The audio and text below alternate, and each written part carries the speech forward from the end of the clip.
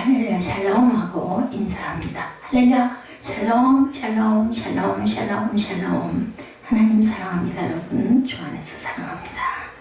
오늘 단지파와 미가 이야기 중심이 18장 1절에서 우리 13절까지 교독했는데 34절까지 31절까지 내용 전체를 한번 살펴보도록 합니다.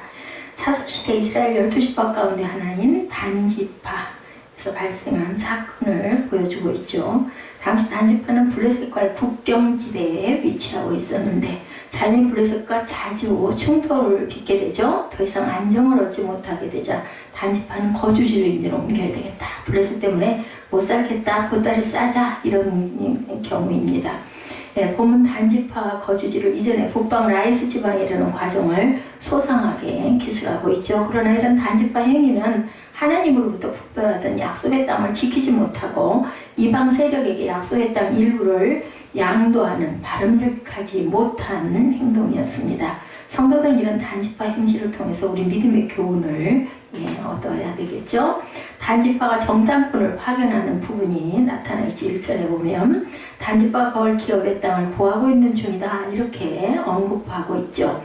잠깐 언급했지만 단지파는 이미 약속 땅 일부를 분기수로 받은 상태에 있습니다. 이런 단지파가 지금 거처할 기업을 구하는 중이라는 말은 곧 거주지를 이전할 계획이다 이런 이야기예요. 분별받지 못한 게 아니라 주었는데도 블레셋이 자꾸 침범해서 괴로우니까 다른 데로 옮기겠다는 거죠. 지키지를 못한 거죠. 블레셋과의 접경지대에 위치한 단지파로서는 블레셋의 위협 아래 사느니 차라리 평안하고 외침이 없는 새로운 땅을 구하는 것이 낫겠다 이렇게 판단을 하면 못 살겠다 보따리 싸자 이 얘기죠. 하지만 하나님이 작정하신 그 땅을 저버리고 다른 초소를 향해 가는 것은 바람직하지 못한 불신적인 행위다. 이는 곧 믿음의 후퇴를 의미합니다. 하나님께 얼마나 부르짖어서 기도를 했었는지 이런 부분이 나타나 있지 않죠. 그리고 17장에는 그 미가의 집에 그 아주 온전치 못한 그 내용이 13절까지 쭉 있었죠. 자신의 임의대로 제사장을 삼는 그러한 부분으로 인하여서 죄악이 아주 만연하는 그러한 그 행위를 합니다. 그래서 12, 13절에 보니까 17장 12, 13절에 보니까 미가와 그 레위인을 거룩하게 구별함에 그 청년이 미가 제사장이 되어 그 집에 있었습니다. 레위인 한 사람을 붙들어 가지고 네가 제사장이라 하고 삼죠. 이에 미가가 이르되 레위인이 내 제사장이 되었으니 이제 야훼께서 내게 복 주실 줄을 아노라. 이렇게 제멋대로 제사장을 삼은 사건도 있었습니다. 자, 이렇게 해서 기업을 구하는 단지파 이야기가 1절부터 펼쳐집니다. 우리가 항상 하나님께 기도하고 하나님의 감동대로 또 만약에 그것이 우리에게 정확하게 확신적인 답이 없을 때는 기도하며 구하고 기다리고 갈 줄 알아야 됩니다. 항상 우리가 여기서 이 부분을 절대로 놓치지 말아야 되겠다. 세상적으로 보면은 준비성이 있고 굉장히 현명한 것 같지만 나중에 세월이 많이 흐르고 보면 하나님의 뜻이 거기 있지는 않았다라는 것을 우리가 깨달아 알게 되죠. 이런 건 믿음의 후퇴를 의미한다. 그러나 우리 이런 퇴보하는 신앙이 되지 말아야 되겠죠. 믿음의 전진을 이루는 신앙인이 되어야 하는데 그러지 못할 때는 그 자리에서 기도할 줄이라도 알고 겸손하게 하나님의 뜻을 구해 나가야 됩니다. 전진하는 신앙에 대해서 디모데후서 4장 7절에 나는 선한 싸움을 싸우고 나의 달려갈 길을 마치고 믿음을 지켰다 이렇게 얘기하고 있죠. 누가? 사도 바울입니다. 단지파의 부분기 세대에서 여호수아 19장 40절에 7제로 단자손의 지파를 위하여 그들의 가족대로 제위를 뽑았다 이렇게 분배가 되는 그런 내용이 나타나 있습니다. 미가 집의 레위인을 만납니다. 단지파는 5명의 정탐꾼을 파견하죠. 2절에 그 이유는 그들이 거처하게 적합한 땅을 탐지하기 위해서. 그래서 두루 땅을 탐지하던 단지파 정탐꾼은 에브라임 산지의 미가 집에 이르게 됩니다. 제멋대로 세운 제사장을 세운 집이죠. 에브라임 산지에 가서 미가의 집에 이르러 거기서 유숙하니라. 2절에 보면 그렇게 나타나 있습니다. 그리고 여기서 미가의 제사장을 만나게 되는 부분이 3, 4절에 나타나 있죠. 4절에 보니까 그가 그들에게 이르되 미가가 이러이러하게 나를 대접하고 나를 고용하여 나를 자기 제사장으로 삼았느니라 하니라. 누가? 레위인이 그렇게 얘기했다는 거죠. 자신은 생계를 위해 돈을 받고 제사장 직분을 수행하는 사꾼이다 이렇게 증거하는 내용이기도 합니다. 이는 하나님 앞에 스스로를 돈의 노예로 전락을 시키고 자기 직분을 나가서 하나님의 거룩함을 훼손하는 불경스러운 죄이죠. 그럼 우리는 물질의 종이 되는 순간 하나님의 거룩한 직분을 훼손하고 하나님의 존엄성을 짓밟는 불경스러운 죄인으로 전락하게 된다는 것을 결코 잊지 말아야 되겠다. 제가 헌금함에 부딪혀서 다쳤을 때 이런 마음이 들어서 더럽 그런 그 겁이 났습니다. 내가 혹시 그런 욕심으로 사로잡혀 있는 것은 아닌가 이런 마음이 들었었어요. 미가의 제사장 사사기 17장 10절에 미가가 그에게 이르되 내가 나와 함께 거주하며 나를 위하여 아버지와 제사장이 되라. 내가 해마다 은열과 의복 한벌과 먹을 것을 주리라 하므로 그 레위인이 들어갔더라. 17장에 나와 있는 내용입니다. 직분을 거룩하게 우리는 감당해야 됩니다. 고린도전서 4장 2절에 그리고 맡은 자에게 구할 것은 충성입니다. 예, 대개 목사님들 다 생활을 해야 되기 때문에 중대형 교회에 목사님, 부목사님, 당회장 목사님, 많은 목사님들이 계시죠. 그 아래로 전도사님들이 많이 계십니다. 그러면은 사례비라고 하죠. 그래서 사례비를 받기는 합니다. 그렇지만 그것으로 생계를 유지하고 거룩하게 사용을 해야 되고 물질로 인하여서 노예가 돼서 이리 갔다 저리 갔다 하는 그런 짓은 절대로 그런 행위는 하면 안 되고 내 자신의 안위나 욕심을 위해서 교회 돈을 함부로 사용하고 훼손해서는 절대로 안 됩니다. 단정탐꾼이 미가 집에 들리죠. 미가 집의 우상을 탈취합니다. 7절에 보니까 단지파 사람들은 정탐꾼의 보고를 받고 라이스 지방으로 이주할 결심을 했다라고 7절에 나타나죠. 이에 5사람이 떠나 라이스에 이르러 거기 있는 백성을 본즉 염려 없이 거주하며 시손 사람들이 사는 것처럼 평온하며 안전하니 그 땅에는 부족할 것이 없으며 부를 누리며 시돈 사람들과 거리가 멀고 어떤 사람들과 상종하지 아니함이라. 그래서 그들이 여기에 거해야 되겠다 이렇게 결론을 내렸다는 거죠. 그래서 선발대 600명을 선정해서 라이스 지방을 평정하도록 하는 부분이 11절에 나타납니다. 10절 11절에 보니까 너희가 가면 평화로운 백성을 만날 것이요 그 땅은 넓고 그곳은 세상에 있는 것이 하나도 부족함이 없느니라. 하나님이 그 땅을 너희 손에 넘겨주시느니라 하는지라. 단지파의 가족 중 600명이 무기를 지니고 소라와 에사우를 출발해서 올라갑니다. 12절에 유다에는 기랏 여아림의 진친이 그러므로 그곳 이름이 오늘까지 마안에 다니며 그곳은 기랏 여아림 뒤에 있더라. 그래서 무리가 거기서 떠나 에브라임 산지 미가의 집에 이르는 내용이 13절에 나타나죠. 그래서 이렇게 하는 내용 미가의 제사장에 대해서 아까도 우리가 함께 합독해서 읽어봤습니다. 그리고 단지파 600명을 선정해서 라이스 지방을 확정하도록 하죠. 그리고 14절에서 18절에는 이때 선발되는 라이스 지방으로 향하다가 미가의 집에 이르게 되었는데 여기서 미가 집 산당에 있는 산상과 애곡과 드라빔을 또 탈취합니다. 도둑질을 하는 내용이 14절에서 18절까지 나타나죠. 15절에 5사람이 그쪽으로 향하여 그 청년 레위 사람이 집권 미가의 집에 이르러 그에게 문안하고 단 자손 600명은 무기를 지니고 문 입구에 서니라. 17절에 그 땅을 정탐하러 갔던 5사람이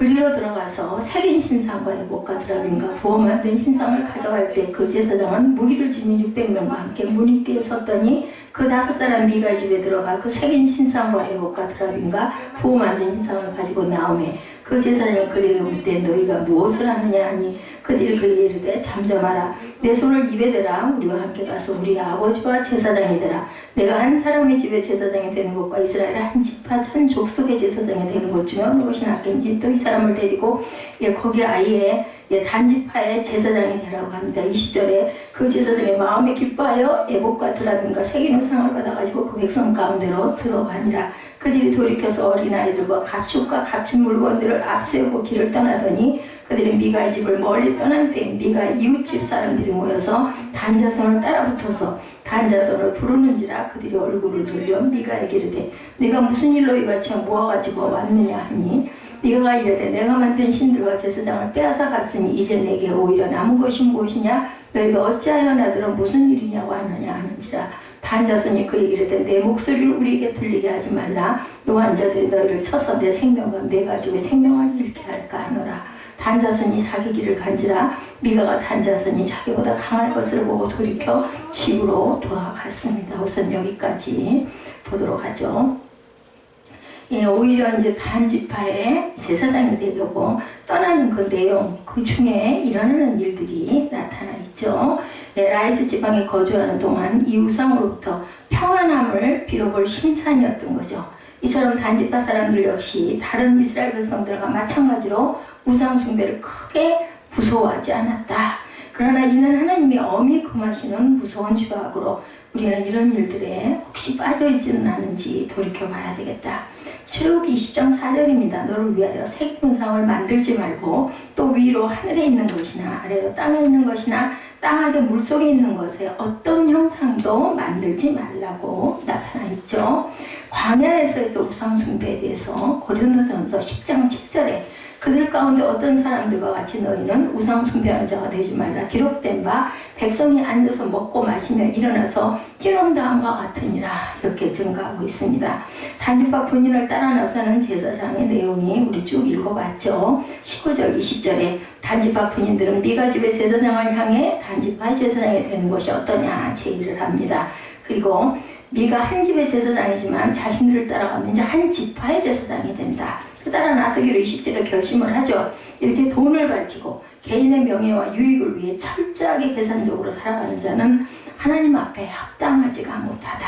예, 많은 거 준다고 내 교회 팽개쳐버리고 쫓아나가는 그런 행동은 절대로 해서는 안 된다는 거죠. 정령 참된 사역자는 재물과 명예와 생명조차도 하나님을 위해서 서슴없이 버릴 줄 알아야 된다. 돈의 노예가 된 미가 집 제사장에 대해서 17장 10절에 아까 우리 함께 읽어봤죠. 미가가 그에게 이르되 내가 나와 함께 거주하며 나를 위하여 아버지와 제사장이더라. 내가 해마다 은열과 의로 환불과 먹을 것을 주리라 하므로 레위인이 들어갔다. 창세기 45장 8절에도 이런 내용이 나타나 있습니다. 재물에 미혹되고 실패한 사례가 여호수아 7장 24, 5절에 나타나 있는데 여호수아가 이스라엘 모든 사람과 더불어 셀라의 아들 아간을 잡고 은과 외투와 금덩어리와 그의 아들들과 그의 딸들과 그의 소들과 그의 나귀들과 그의 양들과 그의 장막과 그에게 속한 모든 것을 이끌고 아걸과을 저기로 가서 거기서 죽이는 부분, 불살려놓은 부분이 나타나죠. 그러니까 재물에 미혹된 사람들은 죽임도 외투를 감추는 바람에 금덩어리를 그렇게 됐습니다. 25절에 여호수아가 이르되 내가 어찌하여 우리를 괴롭게 하느냐 야훼께서 오늘 너를 괴롭게 하시리라 하니 온 이스라엘이 그를 돌로 치고 물건들도 돌로 치고 불살랐다. 이렇게 여호수아 7장 24절에 나타나 있습니다. 무력으로 협박하는 단지파 군인들이 여기 또 22절부터 나타나죠.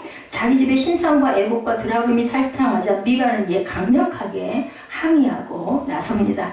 그러자 단지파의 군인들은 오히려 미가를 협박해서 입을 열지 못하게 하죠. 결국 생명의 위협을 느낀 미가는 자기의 신상과 애복 드라금이 탈취당하는 것을 보면서도 더 이상 말을 하지 못합니다. 이렇게 단지파의 군인들은 자신들의 힘을 악용해서 남의 물건을 뺏고 생명을 위협하죠. 25절에 나타나 있었습니다. 25절 아까 읽어봤죠. 참으로 타락과 부패한 인간 사회 이런 힘을 비롯해서 사용하고 또 그 힘으로 남의 물건을 탈취하는 사례들이 오늘날도 그냥 당연히 일어나고 있습니다. 도둑질하지 말라고 그랬는데 출애굽기 20장 15절이죠. 십계명에 속합니다. 도둑질이 하지 말라. 함부로 힘을 사용하지 말아라. 마태복음 26장 52절에 예수께서 이르시되 내 칼로 도로 칼집에 꽂으라. 칼을 가지는 자는 다 칼로 망하리로다. 예수님이 베드로가 말고의 귀를 쳐서 떨어뜨리니까 그거 주워서 붙여주면서 칼집에 칼 꽂으라 이렇게 얘기하죠. 칼을 사용하면 칼로 망한다. 단지파가 라이스에 정착합니다. 27절에서 29절에 나타나죠. 27절부터 29절을 봅니다. 단 자손이 미가가 만든 것과 그 제사장을 취하여 라이스에 이르러 한가하고 걱정 없이 사는 백성을 만나 칼날로 그들을 치며 그 성읍을 불사릅니다. 그들을 구원할 자가 없었으니 그 성읍이 베드로 가까운 골짜기에 있어서 시돈과 거리가 멀고 상종하는 사람도 없었습니다. 단 자손이 성읍을 세우고 거기 거주하면서 이스라엘에서 태어난 그들의 조상 단의 이름을 따라 그 성읍을 단이라 하니라. 그 성의 매번 이름은 라이스였더라. 그래서 30절에 단 자손이 자기들을 위하여 새긴 신상을 세웠고 모세의 손자요 게르솜의 아들인 요나단과 그의 자손은 단 지파의 제사장이 되어 그 땅 백성이 사로잡히는 날까지 이르렀더라. 결국은 사로잡히죠. 31절에 하나님의 집이 실로에 있을 동안에 미가가 만든 새긴 신상이 단 자손에게 있었더라. 이렇게 나타나서 18장이 끝나죠. 이렇게 우상을 섬겨서는 결국은 망하는 역사, 결국은 언약의 땅을 떠난 창세기 12장 그 10절에도 보면 땅에 기근이 들었으므로 아브라함이 애굽에 거류하려고 그리로 내려갔으니 이는 그 땅에 기근이 심해서 떠났다. 이렇게 증거하고 있습니다. 우상을 섬기는 것은 결국은 하나님께 버림을 맞는 결과가 받게 되지 않습니다. 이렇게 라이스 지방으로 이주한 단지파 행적은 이후로 더 이상 성경에 언급되지를 않습니다. 이처럼 하나님의 분깃을 써버린 자는 하나님 앞에 그 모습을 드러낼 수가 절대 없었다. 17장에서는 우리가 쭉 살펴봤지만 야훼를 왕으로 인정하지 않은 어떤 한 사람, 미가라는 사람의 이야기가 나오죠. 미가를 통해서 하나님을 왕으로 인정하지 않고 자기 마음대로 살아간 인생이 얼만큼 가관인지 결국은 어떻게 망하는지 우리가 17장을 통해서 확인했습니다. 말로는 하나님을 섬긴다고 하면서 뭐예요? 형식만 취했던 모습입니다. 신상을 만들고 그 신상을 섬길 제사장도 자기 마음대로 임명하고 하나님의 복받은 일을 했다 하고 흐뭇한 부분으로 끝나죠. 13절에 보면 무엇이 옳고 무엇이 그른지를 모른 채 무조건 자기가 하는 일이 옳은 줄로만 아는 이 부분, 무지한 부분. 그래서 우리는 항상 돌이켜볼 줄 알아야 되겠다. 우리가 내가 무엇을 잘못했나 항상 살펴볼 줄 알아야 됩니다. 다시 이제 18장이죠. 한 지파 전체가 야훼를 왕으로 인정하지 않고 멋대로 살아가는 모습, 단 지파가 예로 나오죠. 그래서 단 지파와 미가의 이야기입니다. 당시 이스라엘은 어쩌다 한두 명이 엉망이었던 것이 아니라 총체적으로 모두 다 엉망이 되는 난국이었다. 미가가 유난히 별난 사람이었던 것이 아니라 그냥 하나의 모형입니다. 이 미가라는 사람은 당시 이스라엘의 전반적인 풍조가 이러했다. 이때 이스라엘 왕이 없었고 단지파는 이때 거할 기업의 땅을 구하는 중이었으니 이렇게 시작되죠. 1절에 이는 그들이 이스라엘 지파 중에 이때까지 기업의 땅 분배함을 얻지 못하였습니다는 내용으로 시작하는데 사실은 아니었죠. 이스라엘 모든 지파가 다 땅을 분배받았는데 왜 아직 단지파는 땅을 분배받지 못해서 거주할 땅을 찾아 돌아다니는 중인 것으로 오해할 수 있지만 사실은 아니었다. 우리가 읽어봤죠. 그리고 단지파의 그 자손의 지파를 위해서 가족대로 제비를 뽑았다고 분명히 말씀하고 있습니다. 여호수아 19장 40절에서 48절에 나타나 있습니다. 그 기업의 지경은 그 소라와 에스디올과 아르세메스, 사할라빈과 아얄론과 아들라와 엘론과 딥나와 에그론과 엘드게와 기프돈과 바알락과 여훗과 부네브락과 가드람몬과 메알곤과 락곤과 요빠 맞은편 경계까지라. 그런데 단자손의 지경이 더욱 확장되었으니 이는 단자손이 올라가서 레센을 쳐서 취하여 칼날로 치고 그것으로 더 거기 거하였습니다. 그 조상 단의 이름을 따서 레센을 단이라 하였더라. 이렇게 증거합니다. 단자손의 지파가 그 가족대로 얻은 기업은 이 성읍들과 그 촌락들이었다. 40절에서 48절 전체 내용입니다. 여호수아 19장. 이스라엘 12지파가 땅을 나누는 얘기는 여호수아에 이렇게 증거되고 나와 있던 이야기입니다. 그때 이스라엘은 전쟁에서 이긴 다음에 자기들에게 확보된 영토를 나눈 것이 아니라 제비부터 먼저 뽑았어요. 우리 생각에는 분배받았다 하면은 다 땅을 놓고 쪼개가지고 받은 것 같지만 그게 아니라 제비를 뽑아서 거기는 네 땅이야 하면 그거 정복하는 건 누구의 뭐? 거기를 준 그 지파가 가서 거기를 정복을 해야 되는 거죠. 가나안 원주민이 멀쩡하게 살고 있음에도 불구하고 마치 재단사가 재단을 하듯 그들은 먼저 이렇게 다 구역을 나눠가지고 제비를 뽑아서 땅을 나눠 가진 거예요. 자기들 마음대로. 그렇게 해서 가서 정복을 하고, 왜냐하면 하나님께서 함께 하신다 하셨으니까 분명히 주실 것이다. 이렇게 믿음이었죠. 단지파도 그래서 제비를 뽑았던 것이 바로 아까 제가 읽었던 그 부분입니다. 하나님께서는 단지파에게 소라와 에스다올과 아르세메스와 스갈락빈과 아얄론과 이들라와 엘론과 딥나와 에그론과 엘드게와 갑부돈과 바알락과 여훗과 부네브락과 그리고 가드 림몬과 메알본과 락본과 욥바 맞은편 경계까지의 땅을 분명하게 주셨어요. 그런데 본문에 그때 이스라엘에 왕이 없었고 단지파는 거할 땅을 찾아 헤매는 중이다 이렇게 얘기하고 있습니다. 이미 예전에 제비를 뽑아서 할당받은 땅이 있음에도 불구하고 아유 거기는 블레셋 그 사람들이 침략할 만한 너무 접경지역 바짝 있기 때문에 위험해 그리고 조심스러워 그렇게 그냥 원주민들이 있는 그 땅 우리는 갈 수가 없어 이렇게 포기를 했다라는 거죠. 그 땅을 얻기 위해서는 당연히 전쟁이 필요했겠죠. 전쟁을 통해서 가나안 원주민을 몰아내야 그 땅을 차지할 수가 있었던 건데 상대방보다 월등한 전력이 있어서 얻을 수 있는 땅도 또한 아니었고 그러니까 우리가 인간적으로 생각할 때는 이거 그거 오를 수도 있어요. 꼭 거기여야 돼. 아니 지금 여기는 라이스 이 땅 너무나 너무 좋잖아요. 기름지고 그리고 다 쫓아내고 점령을 했지만 하나님 보시기에는 온전하지 않았다라는 겁니다. 나가서 싸우기만 하면 승리가 약속되어 있었는데 믿음이 없었던 거죠. 열심히 싸워서 승리를 쟁취하고 그 승리의 부산물로 영토를 얻은 것이 아니라 하나님께서 언약하신 약속의 말씀을 믿는 징표로 나아가기만 하면 땅을 얻을 수가 있었는데 그렇게 하지 않았다. 복음서에 나오는 달란트 비유, 문화 비유가 이 내용과 유사합니다. 5달란트 얻었던 사람은 5달란트를 남기죠. 2달란트를 맡았던 사람은 2달란트를 남겼는데 1달란트를 들고 있던 사람은 어떻게 했어요? 땅속에다가 묻어놨다가 도로 내놓는 그 비유의 이야기가 있습니다. 문화 비유는 각 한 문화씩을 맡았는데 어떤 사람은 10문화를 남겼고 어떤 사람은 5문화를 남기죠. 근데 어떤 사람 자기가 맡은 한 문화를 그대로 땅에 묻어두는 그런 내용. 그랬을 때 뭐라 그래요? 악한 종이라고 내가 쫓아버립니다.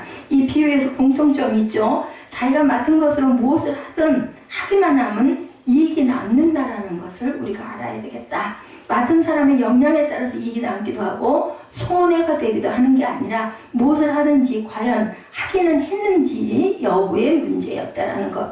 이스라엘 12지파가 얻은 땅도 마찬가지였습니다. 싸움만 하면 얻도록 되어 있었는데 아예 하지도 않고 보니까 도저히 저거는 감당이 안 되겠어. 여리고성도 마찬가지였죠. 거기는 우리가 절대로 가서는 이기지 못해. 이 12정탐꾼 간 중에서 10정탐꾼이 포기하자고 했을 때 여호수아와 갈렙은 하나님이 주셨으니까 우리는 가기만 하면 승리한다. 그들은 우리의 밥이다. 이렇게 얘기를 해서 결국은 들어가게 되죠. 그런데 단지파는 자기들이 마땅히 수행해야 할 싸움을 외면한 채 엉뚱한 곳에 가서 땅을 찾고 있었던 게 그게 바로 오늘 18장의 내용입니다. 말로는 자기들은 아직 거할 땅이 없다. 왜냐하면 가서 싸움을 안 했으니까 없는 거죠. 성경은 그 내용을 놓고 그때 이스라엘에 왕이 없었고 단지파는 그때 거할 기업의 땅을 구하는 중이다 이렇게 얘기합니다. 이는 그들이 이스라엘 지파 중에서 이때까지 기업의 땅 분배함을 얻지 못하였습니다 얘기를 하지만 그때 이스라엘에 왕이 없었다는 사실이 얘기의 시작인데 뭐예요? 왕이 없었다는 거 지난주에도 제가 말씀드린 것 같아요. 이스라엘이 왕이 없었다는 거 하나님의 존재를 생각하지를 않았다. 인정하지를 않았다. 원래가 우리의 왕은 누구세요? 하나님이시잖아요. 왕이신 나의 하나님이죠. 이제 여기에서 사사기가 끝나고 앞으로의 왕정시대를 나타내는 예표로도 나타나 있다라고도 말씀은 여기 그 내용을 보면 나타나 있습니다. 단지파 거할 기업의 땅을 구한 이유가 무엇이었느냐? 이스라엘의 왕이었기 때문이다. 단지파는 하나님께서 주신 땅이 있음에도 불구하고 그 땅을 마다하고 자기들 입맛에 맞는 땅을 찾아 나섭니다. 왜냐하면 지도자가 없었다라는 거예요. 하나님이셔야 되는데 하나님이 이 사람들 마음 안에는 없었어요. 단 자손 소라와 에스테올에서부터 자기 온 가족 중 6명 있는 5사람을 보내어 땅을 탐지하고 살피게 하고 그들에게 이르되 너희는 가서 땅을 살펴보라 하며 그들이 에브라임 산지에 가서 미가의 집에 이르러 거기서 잡니다. 유숙하니라. 18장 2, 3절에 나타나죠. 미가의 집에 가까이 올 때 레위 소년의 음성을 알아듣고 그리로 돌이켜 가서 그에게 이르되 누가 너를 인도하였느냐? 내가 여기서 무엇을 하여 여기서 무엇을 얻었느냐? 단자손이 자기들 중에 5사람을 골라 어디에 가면 자기들 입맛에 맞는 땅이 있는지 정탐을 보내는데 그 정탐꾼이 이르는 곳이 바로 미가의 집이었다는 거죠. 내용을 우리가 읽어봤지만 그 집에 레위인이 있는 것을 보고 그에게 질문했는데 질문 내용이 아주 고약합니다. 너는 여기서 무엇을 하고 무엇을 얻었느냐? 이렇게 물어봅니다. 레위인이 미가의 집에 있는 것을 보고 뭔가 이상하다라고 느낀 거예요. 아닌 게 아니라 하나님을 섬겨야 할 레위인이 한 개인에게 구속되어 있는 것 자체로도 정말로 이상한 현상이었다. 그가 그들에게 이르되 미가가 여차여차의 나를 대접하여 나를 고빙하여 나로 자기 제사장을 삼았다 이렇게 대답을 하죠. 4절 5절에 보면 그들이 그에게 이르되 청컨대 우리를 위하여 하나님께 물어보아 우리 행하는 길이 형통하는지 우리에게 알게 하라. 또 이것도 하나의 뭐 같아요? 기독교 무당 같은 형태로 네가 한번 이거 좀 우리가 가는 게 맞는지 한번 알아봐라 이렇게 얘기를 합니다.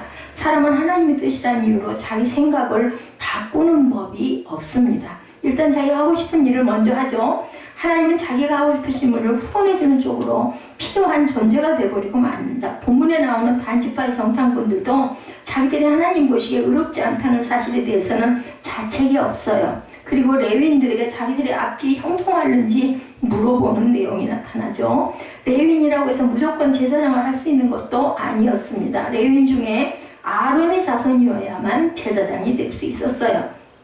본문에 나오는 제사장은 제사장 자격이 없는 엉터리 제사장이죠. 단지파의 정탐꾼들은 그런 사실을 전혀 몰랐던 거죠. 나는 본래 레위인인데 거할 곳을 찾아 헤매던 중에 여기서 미가라는 사람을 만나 그의 개인 제사장 노릇을 하고 있다는 말을 듣자 그런 법이 어디 있냐, 너는 제사장 자격이 없는 사람이다. 하나님께로부터 부여받은 직분을 그렇게 마음대로 임명하는 법이 어디 있단 말이냐라고 한 것이 아니라 자기들의 앞날이 형통할런지를 알아달라 이렇게 얘기를 합니다. 하나님께로부터 분배받은 땅은 거들떠 보지도 않고 자기들 멋대로 다는 땅을 찾아 나선 사람들이죠. 그런 주제에 자기들의 앞길에 하나님께서 복을 주실지 알아봐달라. 근데 우리는 과연 이렇지 않느냐 이야기입니다. 영불에는 마음이 없고 제밥에만 마음이 있는 것처럼 하나님의 뜻대로 사는 것에는 관심이 없지만 하나님께서 주시는 복은 받고 싶다. 이게 분명히 이거 성공할까? 이 부분에만 관심이 있습니다. 이것이 그들의 수준이었다. 엉터리 제사장을 엉터리 제사장인 줄 모르고 그런 제사장에 묻는 말이 당연히 온전할 리가 없다라는 거죠. 예수 믿는다라는 뜻은 무슨 뜻일까? 예수를 믿으면 그 다음에는 자기가 예수님 뜻대로 살아야 되는 게 맞는 건지, 아니면 예수님이 내 인생을 도와주는 그래서 그 얘기가 있죠. 도깨비 방망이 금 나와라 뚝딱 하면 금이 나와야 좋고 금이 안 나오면 에이 이거 엉터리야 하고 교회를 떠나는 경우들이 너무나 많다. 그리고 뭐 보면 목사님들에게 항의도 엄청 많이 한다고 그래요. 내가 이렇게 했는데 이게 왜 이렇게 계속 꼬이고 이렇게 되느냐 이렇게 항의를 한다고 그러죠. 내가 예수를 믿으니까 앞으로는 예수님 말씀대로 살아야 된다 이런 생각을 하는 게 아니라 목사는 성경 말씀을 제대로 가르쳐주고 그리고 축복을 해주고 축복을 받았으니까 분명히 번창하고 잘 돼야 된다 이런 생각을 한다라는 거죠. 내가 예수 믿으니까 예수님이 나를 도와줘야 된다 이런 생각을 한다는 거죠.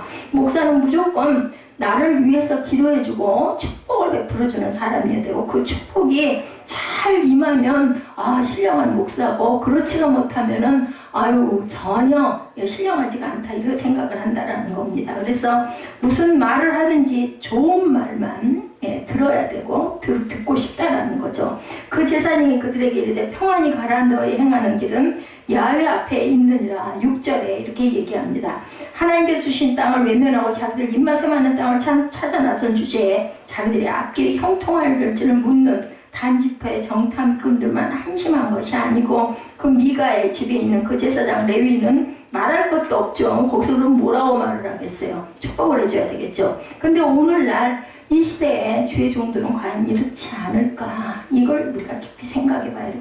옳지 않을 때는 귀에 좀 듣기가 거슬려도 그것을 좋다 옳다 잘 될 거다 이렇게 얘기해서는 안 되는 거죠. 기도해야 되겠고 물론 전할 때 상처받지 않도록 조심할 부분은 있지만 아닌 건 아니라고 할 줄 알아야 된다. 듣고 싶어하는 대답만을 이렇게 해서는 안 된다. 이것이 바로 오늘 18장에 나오는 미가 집의 그 제사장 레위인을 통한 우리가 묵상하고 가야 할 부분입니다. 하나님께서 잘 해주실 것이니 아무 걱정 말아라. 요즘에 누가 그렇게 얘기를 해요. 대개는 굉장히 미혹하는 영을 가진 사람들이 이런 얘기, 아니면 구약에도 전부 다 그죠? 온전히만 거짓 선지자는 다 이렇게 아무 문제 없을 거야. 평탄할 거야. 늘 이렇게 얘기했다는 거죠.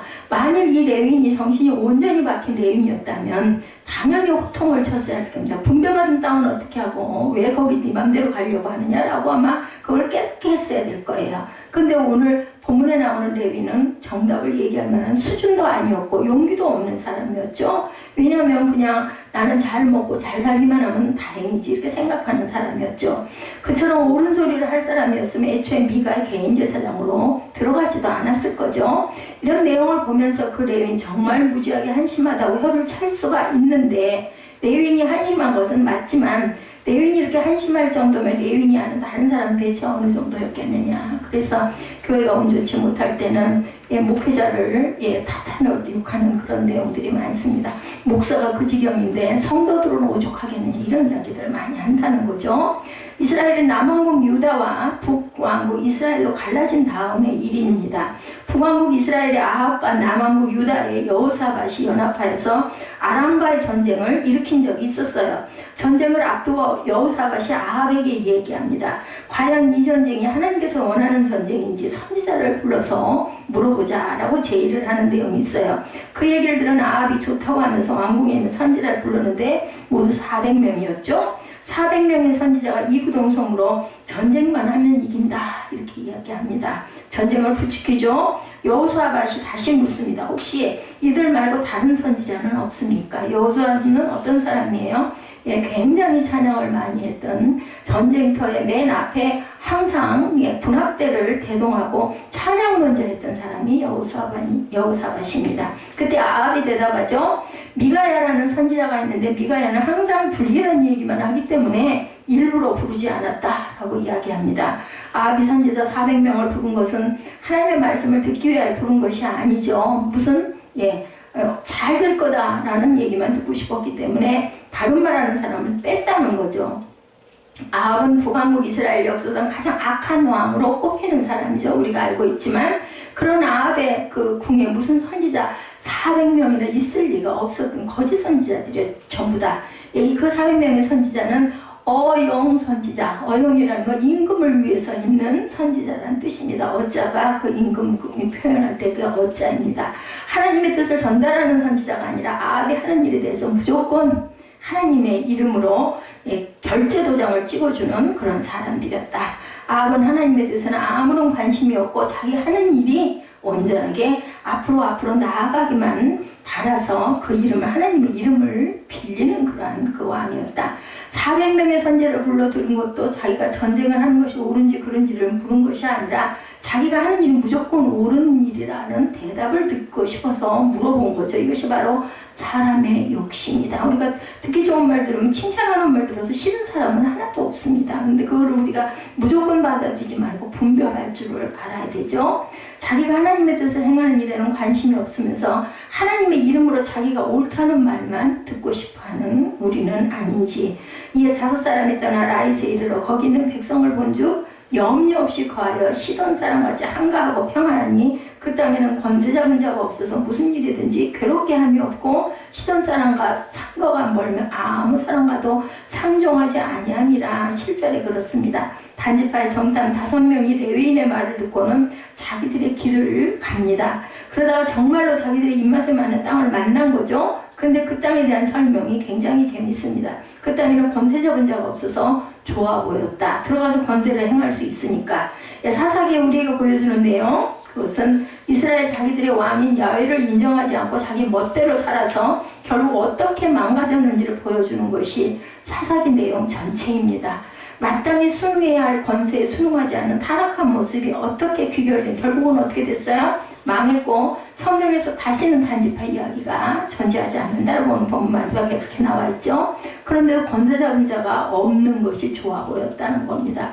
여기서 우리가 한 가지 사실을 알아야 될 것은 주님의 권세와 이 세상의 세속적인 권세는 분명하게 다르다는 사실. 주님의 권세는 우리의 생명과 영광을 위해서 항상 동원이 되고, 세속 권세는 권세 잡은 자의 욕심과 유익을 위해서 동원된다는 것을 우리가 잊지 말아야 되겠다. 그래서 이 세상에서는 권세 잡은 자가 없는 것이 평화롭다는 거죠. 근데 문제는 본질상 죄인인 인간은 하나님의 권세에 순복하는 것까지 또 자신이 타인의 압제받는 것으로 여긴다라는 거예요.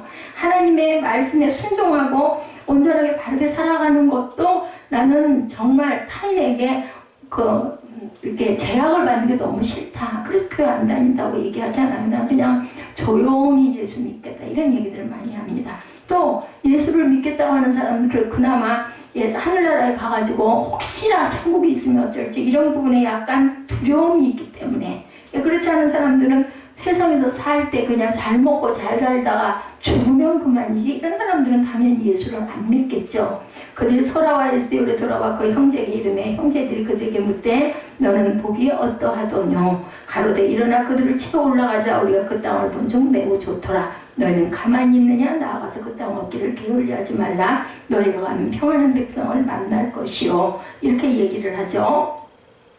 그 땅은 넓고 그곳에는 세상에 있는 것이 하나도 부족함이 없다. 하나님의 너희 손에 붙이셨다라고 오죽하면 이렇게 이야기를 합니다. 그 땅에는 세상에 있는 것이 부족할 것이 하나도 없다라는 그런 이야기입니다. 그런데 그 설명 내용이 굉장히 고약했어요. 그 땅에는 세상에 있는 것이 하나도 부족하지 않다. 아마 그들의 눈에는 그렇게 보였던 거죠. 이 표현의 그 내용에는 맹점들이 남아있습니다. 18장 말미에 나타난 것처럼 단자손이 자기 길을 간질한 미가가 단자손이 자기보다 강할 것을 보고 돌이켜 집으로 돌아갔다 나타납니다. 단자손이 미가가 만든 것과 그 제사장을 취하여 라이스에르라 항가하고 걱정 없이 사는 백성을 만나 칼날로 그들을 치며 그 성읍을 불사르되 그들을 구원할 자가 없었으므로 그 성읍이 베드로 가까운 골짜기에 있어서 시돈과 거리가 멀고 상종하는 사람도 없음이었더라. 단자손이 성읍을 세우고 거기 거주하면서 이스라엘에서 태어난 그들의 조상 단의 이름을 따라 그 성읍을 단이라 하니라. 그 성읍의 본 이름은 라이스였더라. 단자손이 자기들을 위하여 새긴 신상을 세웠고 모세의 손자여 게르솜의 아들인 요나단과 그 자손은 단지파의 제사장이 되어 그 땅 백성이 사로잡히는 날까지 이르렀더라. 하나님의 집이 실로에 있을 동안 미가가 만든 바 새긴 신상이 단자손에게 있었더라. 이렇게 나타나 있습니다. 그래서 18장 마지막 내용 끝을 보면 하나님의 집이 실로에 있는 동안에 그 18장 31절에 언약궤를 모셔두었던 성막이 실로에 있었음을 뜻하죠. 가나안 정복이 일단 낙된 후에 성막은 에브라임 지파의 성읍이 실로로 옮겨졌고 여기서 성막은 여호와의 전으로 불려집니다. 이와 같이 그 당시 성막이 실로에 있었음에도 단지파는 미가가 새겨 만든 신상을 단에 세워두고 우상 숭배를 했다고 합니다. 여호와 하나님은 성전 외에 다른 곳에서 제사 드리는 것을 금하고 있는데 신명기 12장 5절에서 7절에 증거됩니다. 따라서 단 자손이 단의 신상을 세워 섬긴 것은 야훼를 거역하는 죄악이었다.